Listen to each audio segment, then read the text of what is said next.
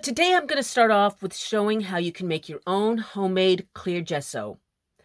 That is because we are going to be using clear gesso to start our pages, to coat them, to prime them, and get them ready for paint, ink, pencils, and lots of other mixed media.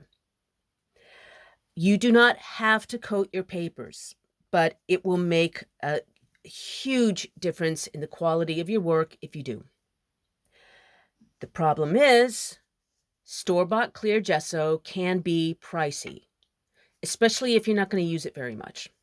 I think this was about 14 pounds, so that would be like $17, $18. It's not a problem because we're going to go off now and find out how you can make clear gesso yourself at home using just a couple of things that you probably already have in your kitchen. It'll just cost a few pennies, and you are going to be good to go. If you like journal arts, altered books, vintage books, old paper, and other ephemera, please subscribe to my YouTube channel and turn on the notifications with a little bell, and you will have more of them in your life. Gesso has been used for centuries to prime canvases and other substrates for painting. It prepares them so that when you then add ink or paint, the ink and paint will not bleed or feather. We're going to do the same with our papers. It's also going to make the paper more robust and give it some tooth. And when I say tooth, it means that you're going to be able to add your other elements and they're really going to be poppin'. Look at this. This is an unprepared page, and I did a watercolor flower. Now that's okay. That's fine. But look at the same flower when I do it on a page that I have prepared with the clear gesso. It's just much more vibrant. Same thing with text. Let's see. We can use a pen here. This is the unprepared page. Here is a colored pencil. Again, that's fine. But look at the difference when you use it on a page that's been prepared. You're going to get a lot more contrast.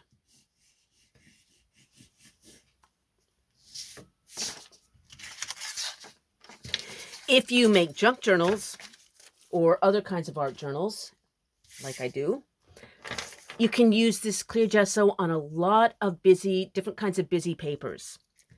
Okay, a map you might not think is going to give you a lot of room for creating, and you would probably be right if you're just going to use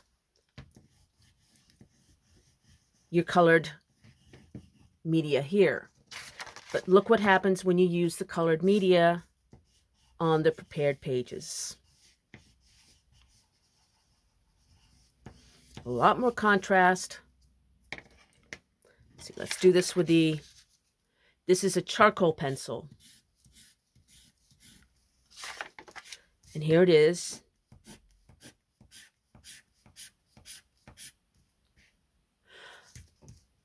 So you're going to get a lot more bounce if your pages are coated. You are only going to need 3 ingredients: water, a white craft glue, a PVA. I got this at the kids section, the kids craft section of my local big box store. Perfect for making slime. Hey, that might make a good video. I'm not making that video. The other thing that you need is corn flour, or as you would say in America, corn starch. Same thing. Thickens gravies. So if you do any kind of cooking, you know what it is. The proportions are going to be 4 parts craft glue to 2 parts water to 1 part corn flour. And I'm going to write those down, write the proportions down, and they will be in the text below this video in case you want to double check that. I'm not making a big amount. I just don't use it that much.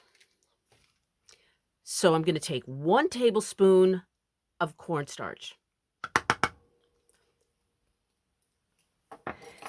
And then I'm going to mix that together with 2 tablespoons of cool water. Don't use warm water. It will start getting soupy on you. So just take that and mix it together. By the way, I have heard of recipes using baking soda, and I heard everybody say that they didn't like it, and I didn't believe them. So I made some with baking soda, and they're right. It's not very good. I really recommend the cornstarch mixture. Now I have a 1/4 cup. That's the same as 4 tablespoons of white craft glue.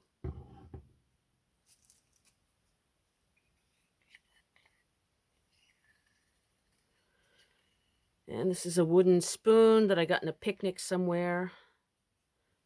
It comes in real handy.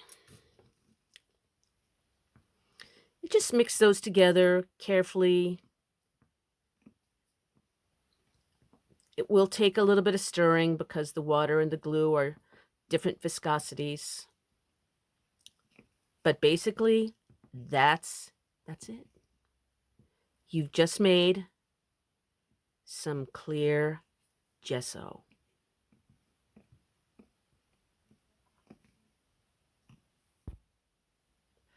And I put my clear gesso in this little jar with a tight seal. Please join me tomorrow for the second part of this project, where I will have a video showing how to make a little mini art journal out of used book papers. If you have any questions or any feedback, please let me know in the comments below.